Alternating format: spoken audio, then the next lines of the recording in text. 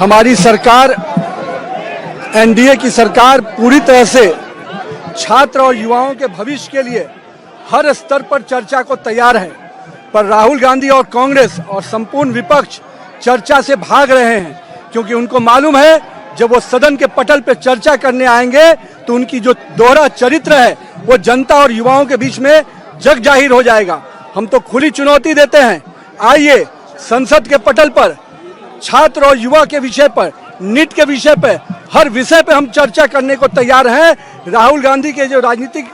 दृश्य रहा है भगोड़ा का, भारतीय जनता पार्टी का सांसद हर विषय पर, भारतीय जनता पार्टी और एनडीए की सरकार हर विषय पर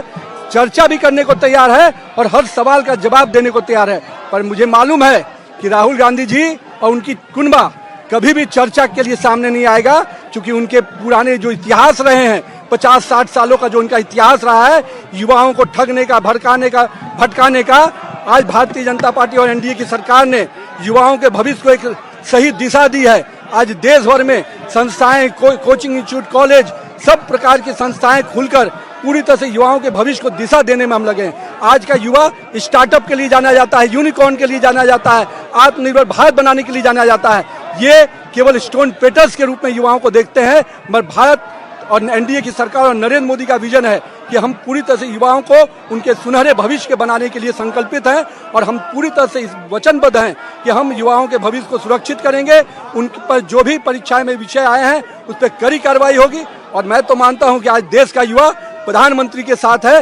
देश का युवा पूरी तरह से छात्र प्रधानमंत्री के उस विजन के साथ है जिसमें विकसित भारत की कल्पना है।